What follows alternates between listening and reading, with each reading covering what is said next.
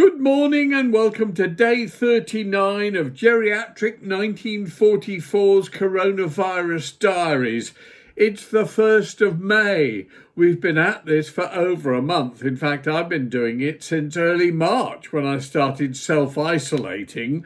But I haven't been doing the diaries for that long, only since it was official that we should self-isolate. So that's now essentially 39 days in, although for me it's nearer 60 days in and begins to feel like insanity.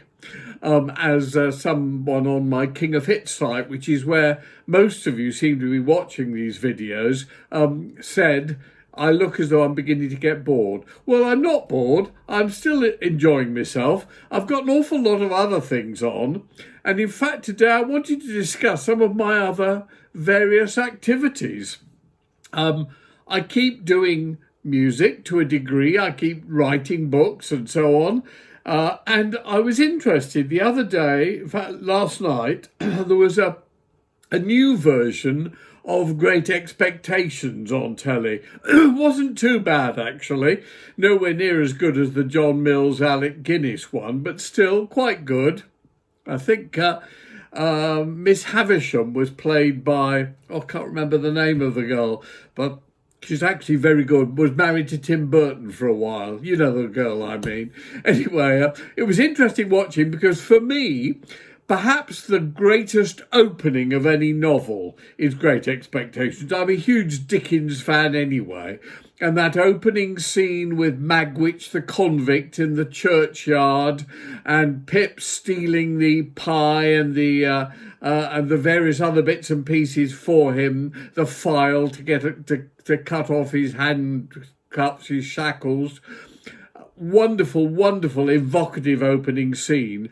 My personal favourite Dickens novel is actually Bleak House. And I think actually his best, if you're a starter and you've never read a Dickens book, and I really do recommend it, his books are 1,000 times better than even the very best of his films. I think the best novel to read if you're a starter is A Tale of Two Cities, which is extraordinary, highly commercial even to this day, set in the French Revolution. And that's the one I would recommend most people to read. The other thing I would say is Oliver Twist is probably the most famous of all his novels. The novel, again, is so much better than all the films, and there have been some great films made of it, including, of course, my old friend Lionel Bart's musical. But I've been doing a lot of writing and stuff as well. Musically, this is my greatest hits 8 CD pack box set.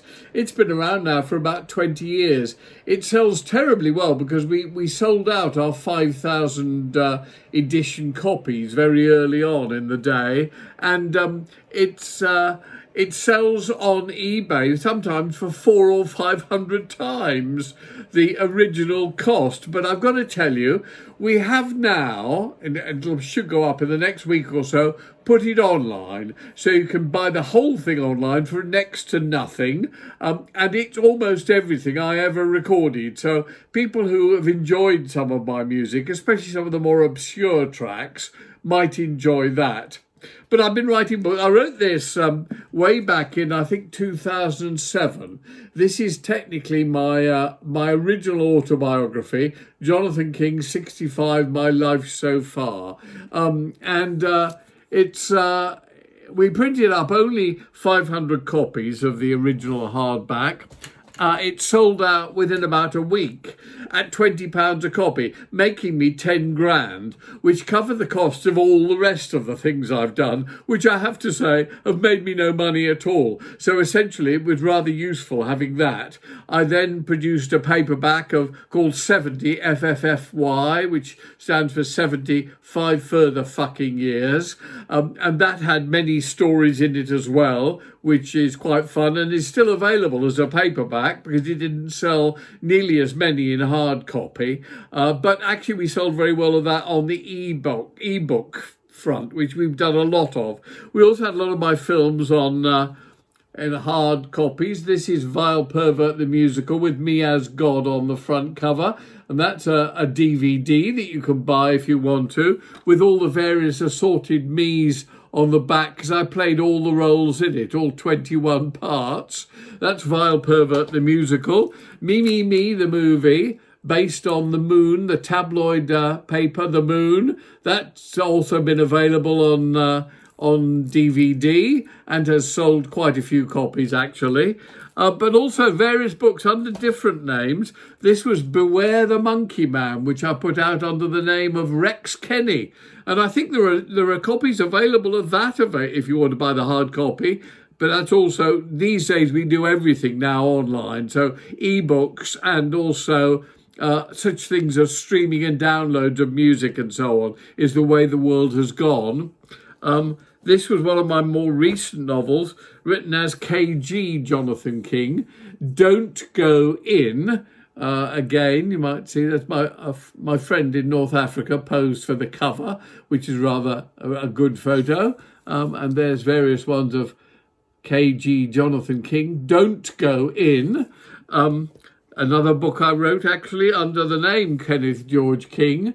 Death Flies, Missing Girls, and Brigitte Bardot. And there's rather a nice embossed fly on the front of it.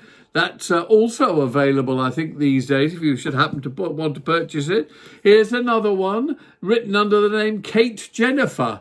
The Spirit Phone, all about a telephone which can communicate with the deceased, which is found to be particularly useful by the detective who's the hero of the book, because he manages to find out who murdered all sorts of people who died with no evidence whatsoever about who killed them.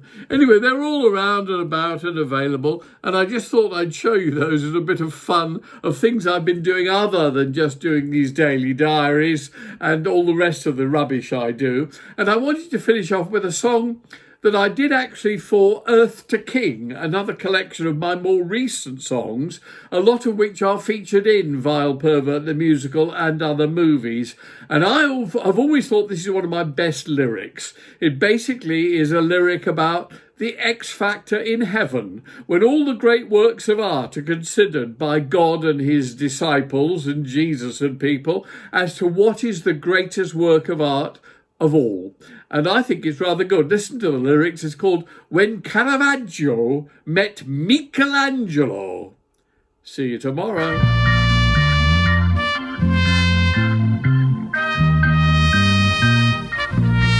It was a hot July day in heaven, and the sky was blue below. All the citizens of paradise were attending the celestial millennium talent show.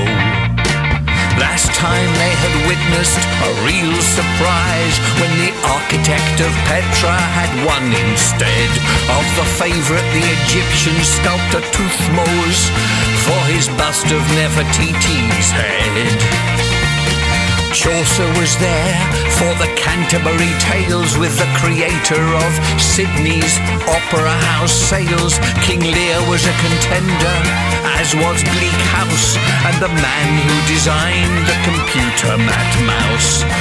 Aristotle got there late, he had trouble parking and sat down between Lowry and Philip Larkin.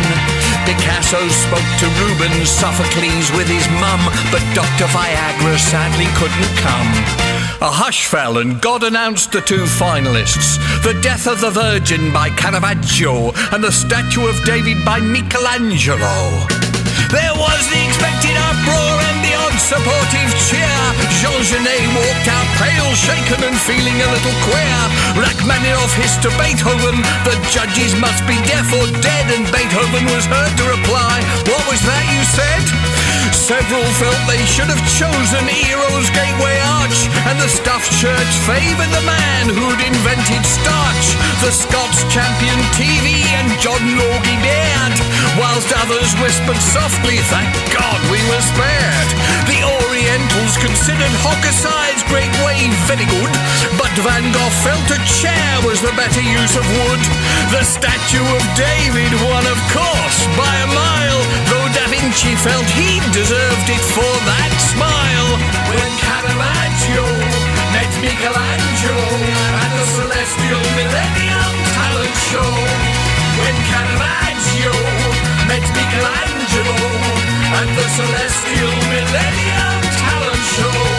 When Caravaggio met Michelangelo at the Celestial Millennium